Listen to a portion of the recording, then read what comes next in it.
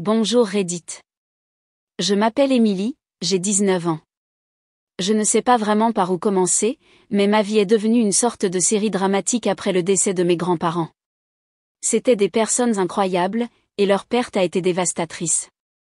Mais qu'est-il arrivé après la lecture du testament? Disons que c'est le chaos depuis. Donc, voici le problème, mes grands-parents m'ont légué 180 000 $ pour mes études. Mon frère aîné, Luc, qui a 27 ans, a hérité de leur collection de bijoux, évaluée à plus de 80 000 $. Mes parents? Eh bien, ils ont reçu la maison où vivaient mes grands-parents, ainsi qu'une grosse somme d'argent en économie. Ça a l'air simple, n'est-ce pas? Que nenni. Laissez-moi vous expliquer comment tout a commencé à dégénérer. Nous nous sommes tous réunis au cabinet de l'avocat, moi, Luc et mes parents. Je n'avais aucune idée de ce à quoi m'attendre. Quand il a été annoncé que j'avais reçu les 180 000 $, j'ai été honnêtement choquée. Je n'étais pas très proche de mes grands-parents, mais j'ai toujours pensé qu'ils croyaient en moi. Savoir qu'ils voulaient investir dans mon avenir m'a fait ressentir une incroyable gratitude. Mais ensuite, l'héritage de Luc a été révélé, et l'atmosphère s'est tendue. Vous voyez, Luc a reçu la collection de bijoux de famille, des pièces anciennes transmises de génération en génération. Il ne s'agissait pas seulement de la valeur monétaire, bien que 80 000 $ soit considérable, ces pièces avaient une valeur sentimentale. J'ai vu l'expression du visage de ma mère, et j'ai pu constater qu'elle n'était pas contente. L'avocat s'est ensuite adressé à mes parents, leur expliquant qu'il hériterait de la maison et des économies. Cela semblait juste, étant donné qu'ils avaient pris soin de mes grands-parents pendant leurs dernières années. Mais dès que nous sommes sortis du bureau, c'est comme s'ils avaient enlevé leurs gants. Ma mère a acculé Luc dès que nous sommes arrivés à la maison. Ces bijoux étaient destinés à rester dans la famille, a-t-elle dit. Tu ne peux pas simplement les vendre pour de l'argent? Luc, étant Luc, a souri. Maman, ils sont maintenant à moi. Je peux faire ce que je veux avec. J'ai essayé de rester à l'écart, mais ensuite mon père est intervenu. Ta mère a raison. Tu devrais au moins nous laisser les garder pour des raisons de sécurité. Luc a rétorqué sèchement, sécurité? Tu veux dire contrôle. Bonne tentative, papa. C'est alors que je me suis rendu compte que cet héritage allait se compliquer. Une semaine plus tard, Luc est venu à mon appartement avec un air inhabituellement sérieux. Il a sorti un sac en velours et en a vidé le contenu sur ma table de cuisine, des boucles d'oreilles, des broches, des bagues, toutes scintillantes sous la lumière. Émilie, regarde ça, a-t-il dit, pointant un reliquaire. Il y a quelque chose à l'intérieur. Je l'ai ouvert et j'y ai trouvé une vieille photo de mes grands-parents, ce qui ne m'a pas surprise. Mais derrière, il y avait un petit mot plié. Il disait, pour le gardien de ce reliquaire, la vérité est à l'intérieur. Qu'est-ce que ça signifie, ai-je demandé. Luc a haussé les épaules. Aucune idée. Mais je ne vais pas donner ces choses à maman et papa avant de l'avoir découvert. Pendant ce temps, mes parents ont commencé à agir étrangement. Ils avaient toujours été contrôlants, mais maintenant, c'était à un autre niveau. Ma mère a commencé à m'appeler tous les jours, insinuant que je devrais partager mon héritage avec Luc. Aide ton frère, disait-elle. Il aura peut-être besoin d'aide un jour. Finalement, j'ai explosé. Maman, il a littéralement 80 000 $ en bijoux. Ça va. Mais elle ne s'est pas arrêtée là. Un jour, je suis rentrée à la maison et j'ai trouvé mon père qui fouillait dans mon bureau. Quand je l'ai confronté, il a affirmé qu'il cherchait un stylo. Bien sûr, papa. Parce que les stylos sont toujours cachés dans les documents personnels. Puis, soudainement, Luc m'a appelé paniqué. Les bijoux ont disparu, a-t-il dit. Quoi? Il a expliqué que quelqu'un était entré dans son appartement et avait emporté toute la collection. Aucun signe d'effraction, aucun témoin, rien. Je savais que ce n'était pas aléatoire.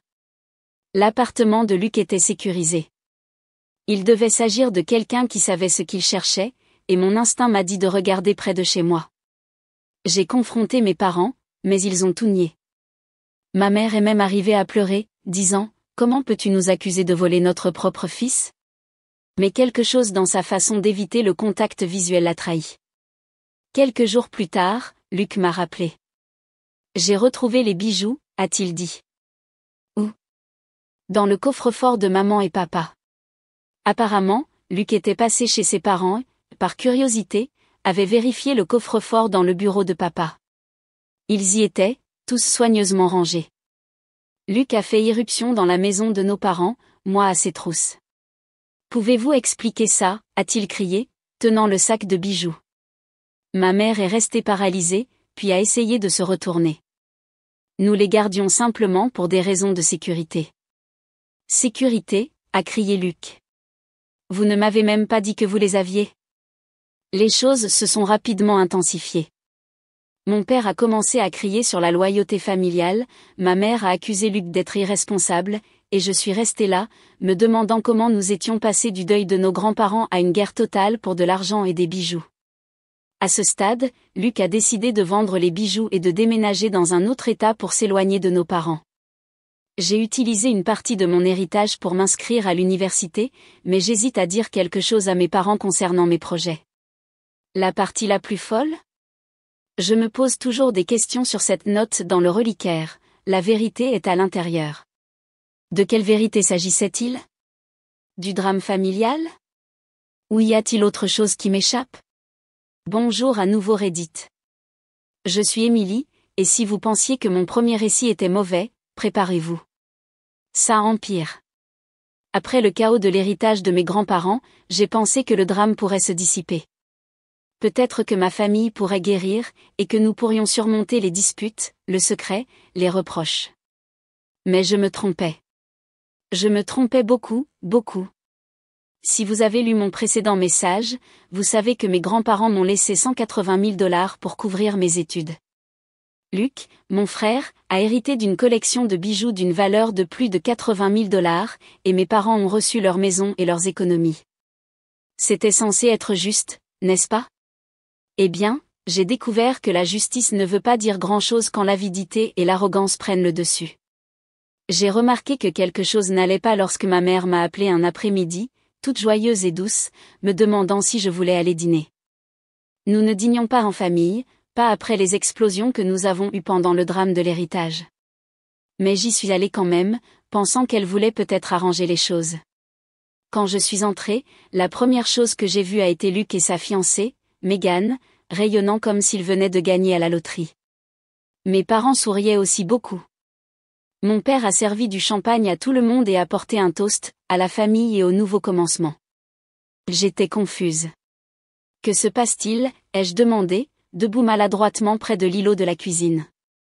Nous avons acheté une maison à Luc et Megan, a annoncé ma mère, comme si c'était la chose la plus normale au monde. Quoi ? J'ai cligné des yeux, pensant avoir mal entendu. Ma mère a joint les mains. Nous avons trouvé l'endroit parfait pour eux, et nous savions que nous devions saisir l'occasion. C'est une belle maison de 3 chambres à Oakwood Hills, un super quartier. J'ai senti mon estomac se serrer. Oakwood Hills n'était pas seulement un « bon » quartier, c'était l'un des quartiers les plus chers de la ville. Comment vous êtes-vous le permis ? Ai-je demandé d'une voix tremblante.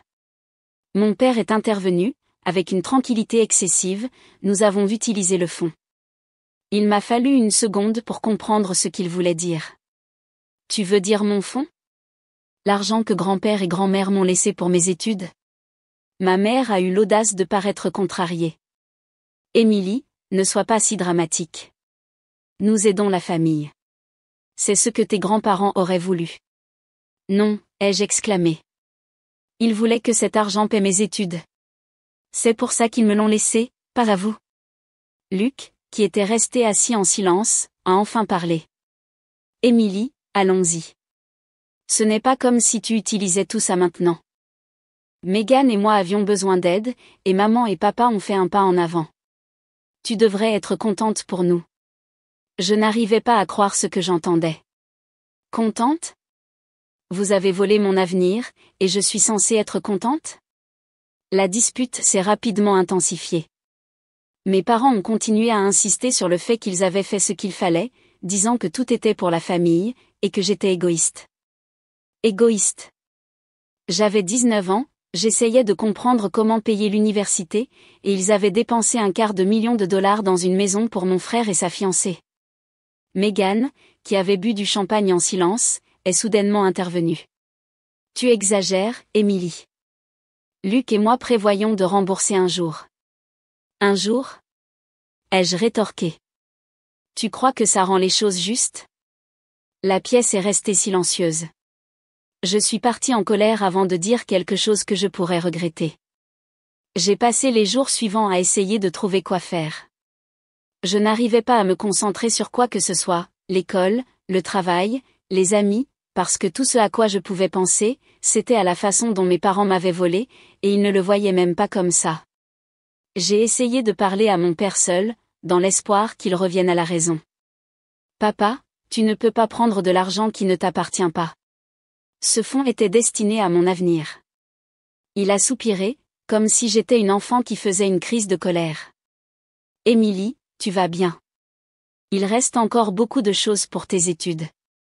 Nous avons vu une occasion d'aider Luc, et nous l'avons saisi. C'est ce que font les familles. Aider Luc ne signifie pas me foutre en l'air. Ai-je dit d'une voix tremblante. Te rends-tu compte à quel point il est difficile de payer l'université sans s'endetter ? Tu es jeune, a-t-il dit avec dédain.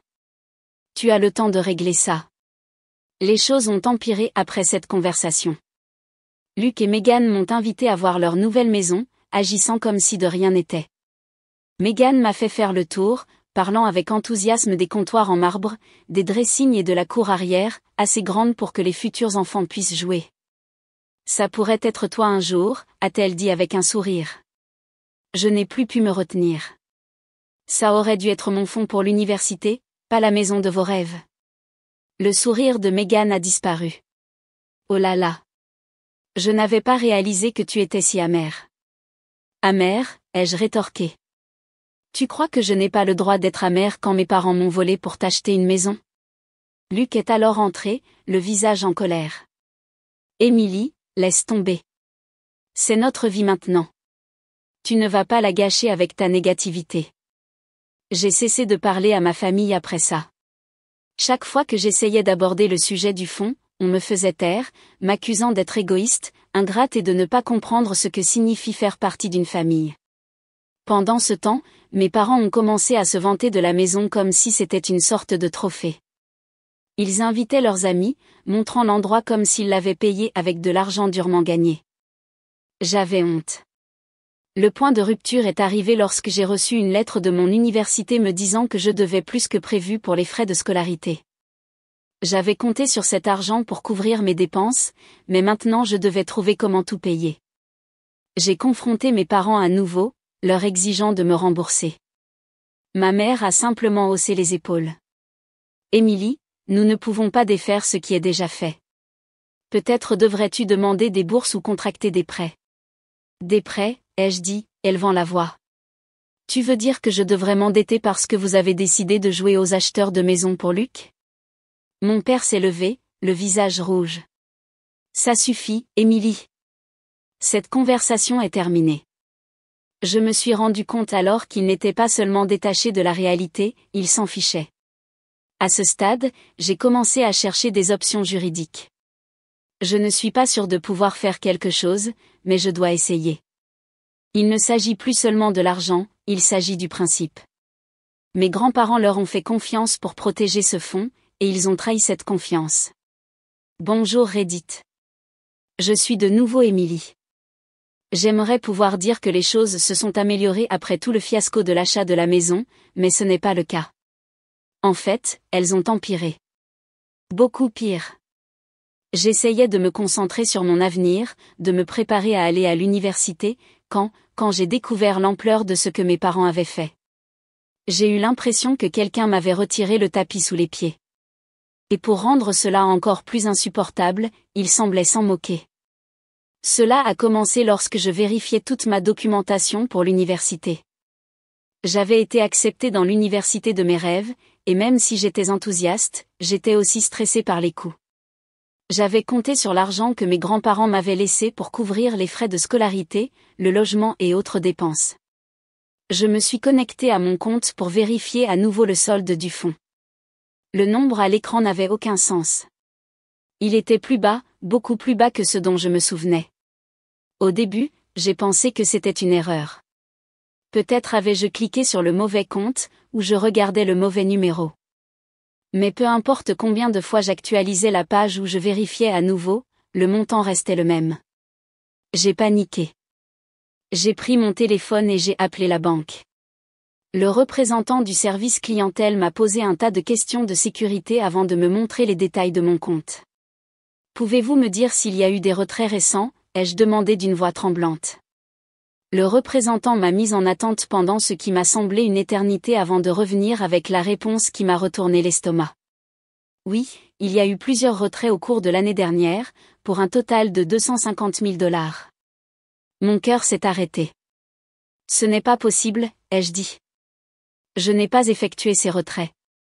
Le représentant a hésité avant de dire, il semble que le titulaire du compte ait approuvé ces transactions, en personne. En personne, ai-je presque crié. Je n'ai rien approuvé. C'est alors que je me suis rendu compte, mes parents avaient accès au compte. Je suis allé directement chez mes parents, tremblant de colère. Au moment où j'ai franchi la porte, je les ai confrontés. Où est mon argent ? Ai-je exigé, tenant mon téléphone pour montrer le solde du compte. Ma mère n'a même pas bronché. De quoi parles-tu ? Tu sais exactement de quoi je parle, ai-je crié. L'argent que grand-père et grand-mère m'ont laissé pour l'université. Il a presque disparu. Qu'avez-vous fait avec ? Mon père, qui était assis sur le canapé en regardant la télévision, a enfin parlé. Calme-toi, Émilie. Nous l'avons utilisé pour aider la famille. Aider la famille, ai-je dit, élevant la voix. Tu veux dire que vous l'avez utilisé pour acheter une maison à Luc et Meghan ? Ma mère a roulé des yeux. Émilie, on en a déjà parlé. C'était un bon investissement. Luc et Meghan avaient besoin d'un endroit pour commencer leur vie, et nous avions les moyens de les aider. Mais ce n'était pas votre argent, ai-je crié. C'était le mien. Grand-père et grand-mère vous ont fait confiance pour en prendre soin, et vous l'avez volé. Ils n'ont même pas essayé de le nier. Au lieu de cela, ils ont agi comme si j'étais celle qui était irrationnelle. Ma mère a croisé les bras et a dit, ne sois pas si dramatique. Il te reste encore de l'argent pour l'université. Encore, ai-je répété, incrédule. Avez-vous une idée de combien coûte l'université ? Vous m'avez laissé à peine assez pour couvrir un semestre, et encore moins 4 ans. Mon père a haussé les épaules. Tu peux toujours contracter des prêts. C'est ce que la plupart des gens font. Je n'arrivais pas à croire ce que j'entendais. Vous me dites sérieusement que je devrais m'endetter parce que vous avez décidé de privilégier Luc ? Ma mère a soupiré, comme si j'étais la personne la plus fatigante du monde. Émilie, arrête de faire la victime. Nous avons fait ce que nous pensions être le mieux pour la famille. J'ai senti que j'allais exploser. Qu'est-ce qui est le mieux pour la famille ? Tu veux dire ce qui est le mieux pour Luc ? Vous l'avez toujours favorisé, mais ça c'est trop. Ma mère s'est simplement mise à rire. Elle a vraiment ri. Oh, s'il te plaît. Tu n'y feras rien. Qu'est-ce que tu vas faire ? Nous poursuivre en justice ? La façon dont elle l'a dit, si méprisante, si arrogante, m'a fait bouillir le sang. Peut-être que je le ferai, ai-je rétorqué. Cela l'a mise en colère. Elle a commencé à rire encore plus fort. Vas-y, essaie. Tu crois qu'un juge va prendre le parti d'une gamine gâtée au-dessus de ses propres parents ? Je suis sortie de la maison furieuse, tremblant de rage. J'ai appelé ma meilleure amie, Olivia, pour me défouler. C'est la seule personne qui comprend vraiment à quel point ma famille peut être toxique. Olivia, ils ont pris l'argent, ai-je dit d'une voix rauque. Quoi ? S'est-elle exclamée. Ils ont pris presque tout. Ils l'ont utilisé pour acheter une maison à Luc et Meghan, et maintenant ils agissent comme si ce n'était rien. Ma mère a même ri quand j'ai dit que je pourrais les poursuivre en justice. C'est de la folie, a dit Olivia. Tu dois faire quelque chose.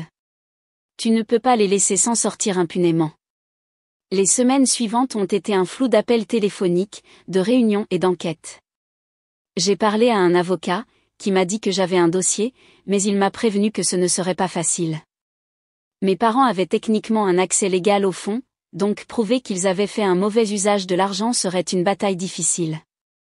Quand j'ai dit à mes parents que je voulais vraiment les poursuivre en justice, ils ont redoublé d'arrogance. Ma mère a dit, « Vas-y, perds ton temps et ton argent. Tu ne feras que te couvrir de honte. » Mon père a ajouté, « Tu as de la chance que nous n'ayons pas utilisé tout l'argent. Tu devrais être reconnaissante pour ce qui reste. » Le pire, c'est Luc. J'ai pensé que peut-être, juste peut-être, il ressentirait un peu de culpabilité pour avoir profité du vol. Mais quand je l'ai confronté, il l'a ignoré. « Émilie, ce n'est pas de ma faute, a-t-il dit. Maman et papa ont pris la décision. Je ne leur ai pas demandé d'utiliser ton argent. Mais tu le savais, ai-je dit. Tu savais d'où venait l'argent et tu n'as rien dit. Il a haussé les épaules. Que devais-je faire, refuser la maison? Sois réaliste. Je n'arrivais pas à croire à quel point il était égoïste et arrogant. Est-ce que ça te fait au moins un peu quelque chose de ce que ça m'a fait, ai-je demandé. Luc a soupiré, comme s'il s'ennuyait. Émilie, tu fais une montagne d'une colline de fourmis. Tu t'en sortiras à l'université. Tu es intelligente. Ce n'est pas la fin du monde. Je voulais crier. Comment ma propre famille pouvait-elle être aussi insensible? Bonjour Reddit. Je suis de nouveau Émilie. Après le désastre de mes parents qui ont pris mon fonds pour l'université et se sont moqués de mes menaces de les poursuivre en justice, je me suis sentie complètement vaincue. Ils m'ont fait sentir que je n'avais aucune option, aucun pouvoir, et personne de mon côté. Mais ensuite, je me suis souvenue de quelqu'un qui pourrait vraiment se soucier de ce qui m'était arrivé, et qui pourrait m'aider.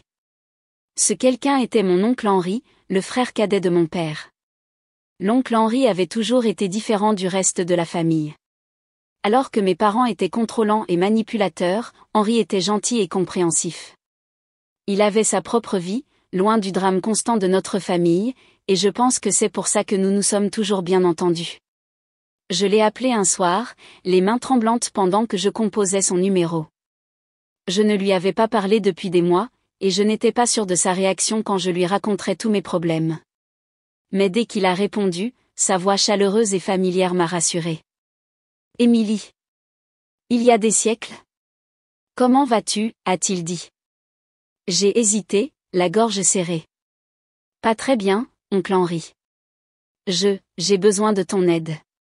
Son ton est immédiatement devenu préoccupé. Qu'est-ce qui se passe? Tu vas bien?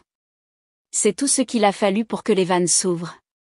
Je lui ai tout raconté, comment mes parents avaient volé l'argent que mes grands-parents m'avaient laissé pour mes études, comment ils l'avaient utilisé pour acheter une maison à Luc et Meghan, et comment ils s'étaient moqués de moi quand j'ai dit que je pourrais prendre des mesures juridiques. Quand j'ai fini, je pleurais tellement que j'arrivais à peine à prononcer les mots. Je ne sais pas quoi faire, oncle Henri. Je me sens tellement trahi, et je ne peux pas les combattre seul. Il y a eu une longue pause au bout du fil. Quand il a enfin parlé, sa voix était ferme et sérieuse. Émilie, écoute-moi. Tu n'es pas seule là-dedans. Je vais t'aider. 2 jours plus tard, l'oncle Henri est venu jusqu'à mon appartement pour parler des choses en personne. Il a apporté du café et un classeur rempli de documents, qu'il a posé sur ma table de cuisine. Tout d'abord, a-t-il dit. Nous devons comprendre exactement ce qui s'est passé. As-tu des registres du fonds? Des relevés, des détails du compte, quelque chose comme ça? J'ai hoché la tête et j'ai sorti une pile de papiers que j'avais été trop dépassée pour examiner. Henri a passé l'heure suivante à tout examiner, à prendre des notes et à poser des questions. D'après ce que je vois, a-t-il dit, tes parents avaient accès au fonds en tant que fiduciaires, mais cela ne leur donne pas le droit d'utiliser l'argent pour quoi que ce soit d'autre que tes études. Ce qu'ils ont fait, c'est un manquement à leur devoir fiduciaire, et c'est grave. L'entendre dire ça, c'était comme si on m'enlevait un poids de dessus les épaules. Pour la première fois, j'ai senti que quelqu'un me prenait au sérieux. L'oncle Henri n'a pas perdu de temps. Le lendemain, il a contacté une avocate qu'il connaissait, une femme nommée Jessica, spécialisée dans les conflits familiaux et les cas d'abus financiers. Jessica a accepté de nous rencontrer la semaine suivante.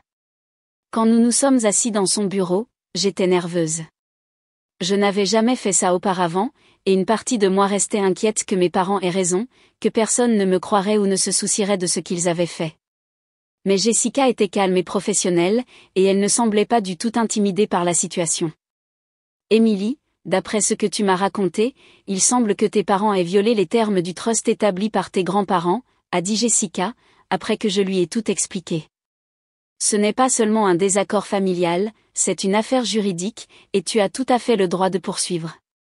Elle a décrit les étapes que nous devrions suivre, rassembler des preuves, déposer une plainte formelle, et, potentiellement, porter l'affaire devant les tribunaux si mes parents refusaient de coopérer. Tout cela semblait accablant, mais Henri m'a serré l'épaule et m'a dit, « On va y arriver, ma petite. Tu n'es pas seule. » La première étape a été d'envoyer à mes parents une lettre leur demandant formellement de rembourser l'argent dans le fonds. Jessica m'avait prévenu que cela allait probablement aggraver les choses, et elle ne s'est pas trompée.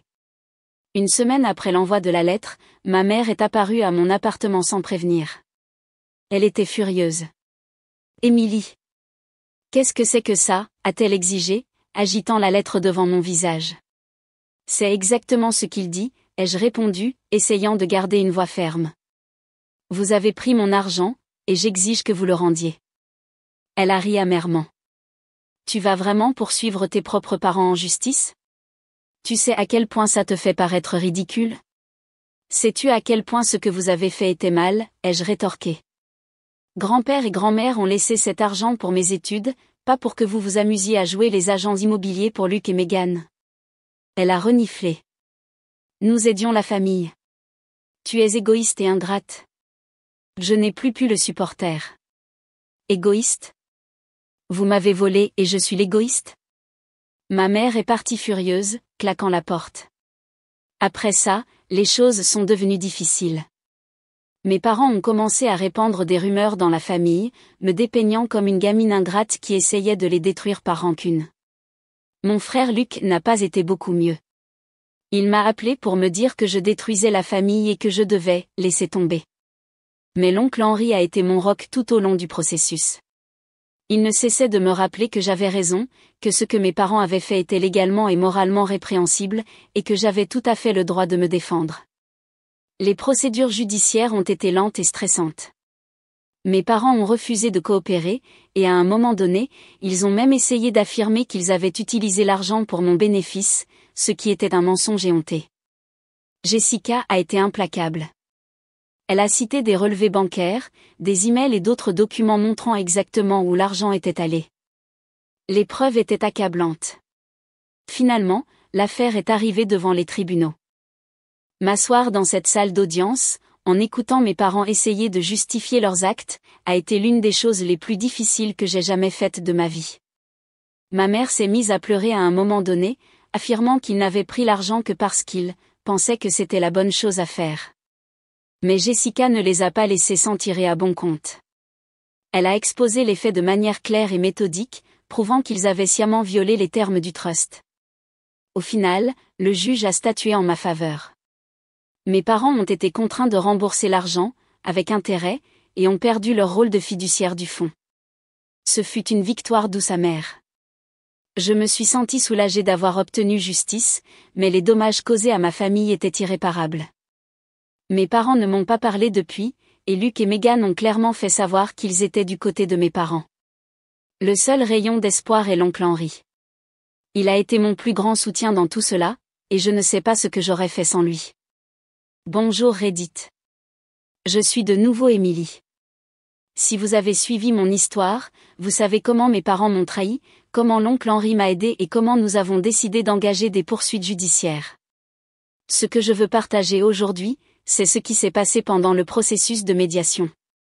Ce fut l'expérience la plus intense et la plus éprouvante sur le plan émotionnel de ma vie, mais elle a finalement mené à une résolution, quoique pas sans ses propres rebondissements. Après avoir déposé le dossier, Jessica, mon avocate, a suggéré la médiation comme première étape.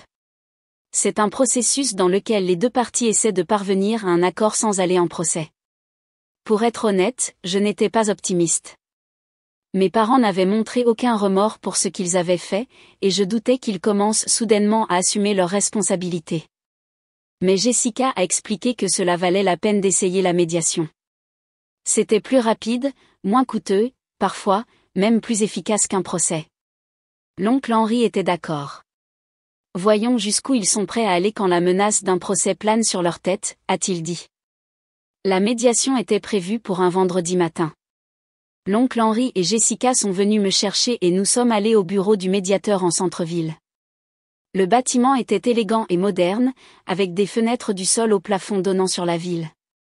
J'ai essayé de me concentrer sur la vue pour calmer mes nerfs, mais cela n'a pas beaucoup aidé.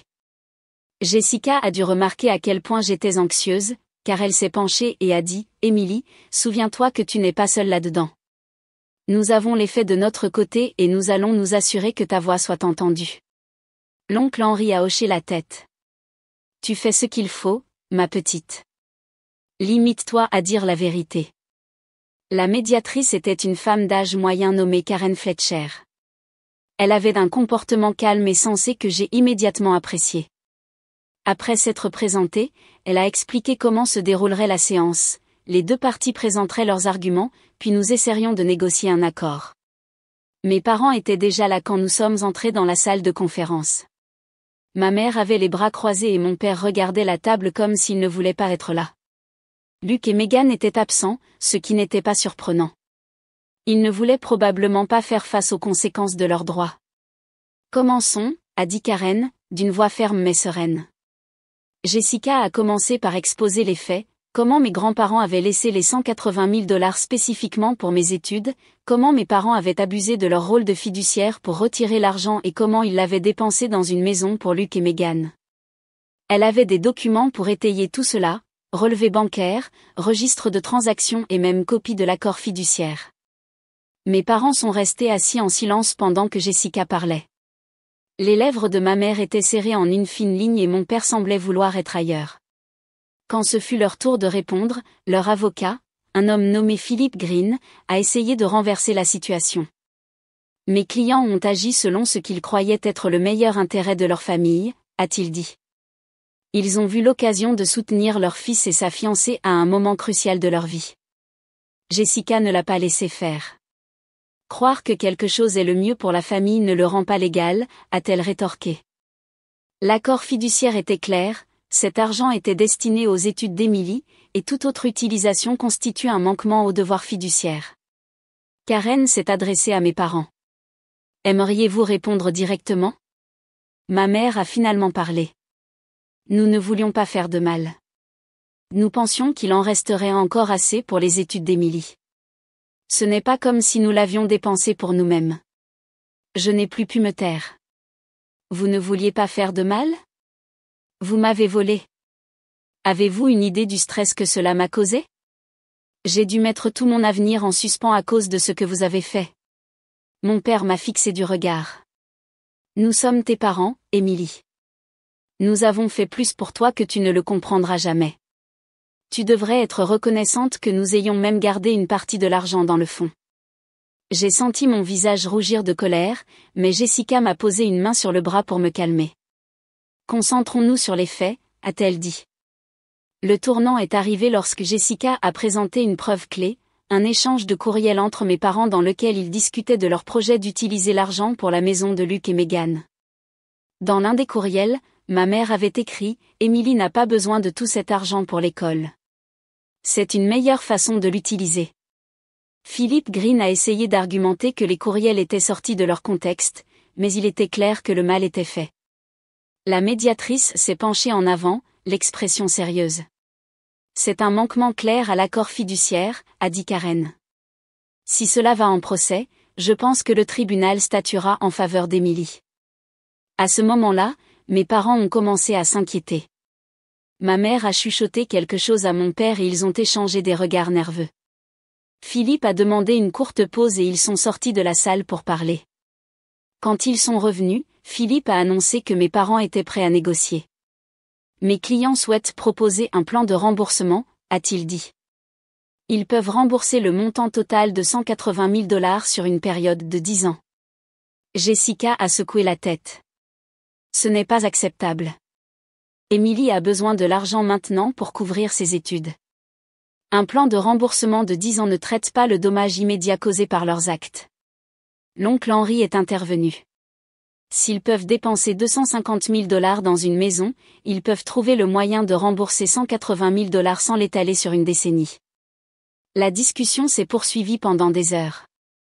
Mes parents ont essayé d'argumenter qu'ils n'avaient pas l'argent pour me rembourser immédiatement, mais Jessica ne les a pas crus. Elle a fait remarquer qu'ils étaient toujours propriétaires de la maison de mes grands-parents et d'autres actifs qui pouvaient être liquidés. Finalement, sous la menace imminente d'un procès, mes parents ont cédé.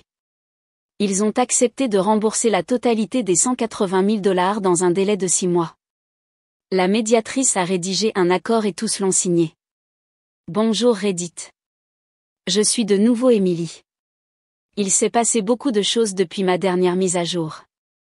Si vous avez suivi mon histoire, vous savez à quel point les choses se sont compliquées avec mes parents et la bataille juridique pour l'argent qu'ils m'ont volé. L'affaire étant réglée, je commence enfin à aller de l'avant, mais pas sans quelques complications, notamment en ce qui concerne ma relation avec mon frère, Luc. Après la médiation, Luc m'a contacté. Je ne lui avais pas parlé depuis le début des procédures judiciaires, et honnêtement, je ne savais pas si je voulais de ses nouvelles. Mais quand il a appelé, il y avait quelque chose dans sa voix qui m'a fait hésiter avant de raccrocher. « Emily, pouvons-nous parler ?» a-t-il dit.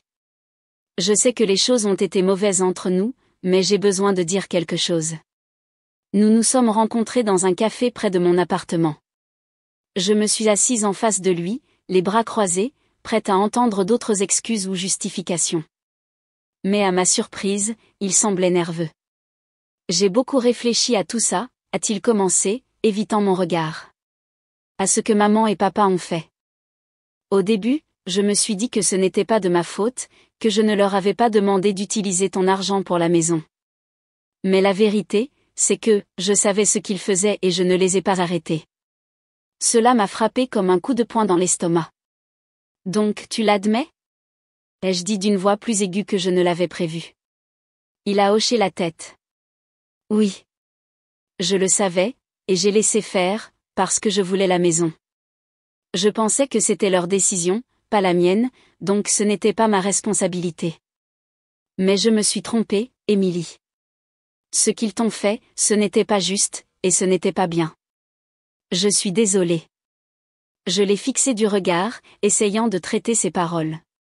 Une partie de moi voulait rester en colère, lui dire que ses excuses n'étaient pas suffisantes. Mais une autre partie de moi a vu à quel point il avait du mal à admettre cela, et j'ai réalisé que m'accrocher à ma colère ne changerait pas le passé. J'apprécie que tu dises ça, ai-je finalement dit. Mais tu dois comprendre à quel point ça m'a fait mal, Luc. Tu étais d'accord avec eux, sachant qu'ils me volaient, et tu n'as même pas essayé de réparer les choses jusqu'à maintenant. Je sais, a-t-il dit à voix basse. Je n'attends pas que tu me pardonnes du jour au lendemain. Je voulais juste te dire la vérité. J'ai hoché la tête, sentant un petit poids se soulager. Je te pardonne. Mais j'ai besoin de temps pour te faire à nouveau confiance. Tu devras te le gagner. Je le ferai, a-t-il promis. Après cette conversation, Luc et moi avons commencé à reconstruire notre relation, petit à petit. Il s'est même proposé de m'aider pour tout ce dont j'aurais besoin pour l'université, même si j'ai refusé. Je n'étais pas prête à dépendre de lui encore, mais j'ai apprécié le geste. Pendant ce temps, mes parents ont complètement coupé les ponts après la médiation. Ils ont refusé de me parler, ce qui a été un soulagement et une tristesse que je n'avais pas tout à fait prévus. J'ai eu l'impression d'avoir perdu une partie de ma famille, même si cette partie avait été toxique. L'oncle Henry, comme toujours, a fait un pas en avant pour combler le vide. Il m'a aidé à trouver un petit appartement près du campus, a signé le bail et il m'a même aidé à déménager. C'est un nouveau départ, Emily, a-t-il dit pendant que nous déballions des cartons dans ma petite cuisine. Tu as traversé l'enfer, mais tu es plus forte grâce à ça. La plus grande surprise est arrivée quand j'ai reçu une lettre de l'université. J'avais postulé pour toutes les bourses que j'ai pu trouver, sans attendre grand-chose. Mais quand j'ai ouvert l'enveloppe, je pouvais à peine croire ce que je voyais. On m'avait accordé une bourse complète. Frais de scolarité, logement, livres, tout était couvert. J'ai appelé l'oncle Henry immédiatement. Je l'ai eu, ai-je crié au téléphone. La bourse complète. Je vais à l'université. Il a ri, un rire profond et cordial qui m'a fait sourire. Je savais que tu y arriverais, a-t-il dit. Tes grands-parents seraient très fiers de toi, Émilie. Tu l'as mérité. Ces mots sont restés avec moi.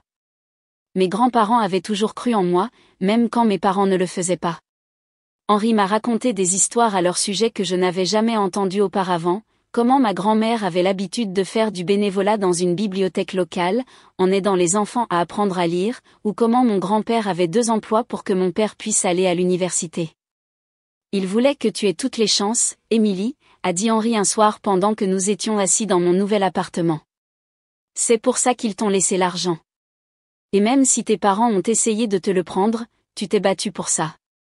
Tu as honoré leur héritage. L'entendre dire ça m'a fait pleurer. Pendant longtemps, j'ai eu l'impression de me battre juste pour survivre. Mais maintenant, je me suis rendu compte que je me battais pour quelque chose de plus grand, pour la foi que mes grands-parents avaient en moi, et pour l'avenir qu'ils voulaient que j'aie.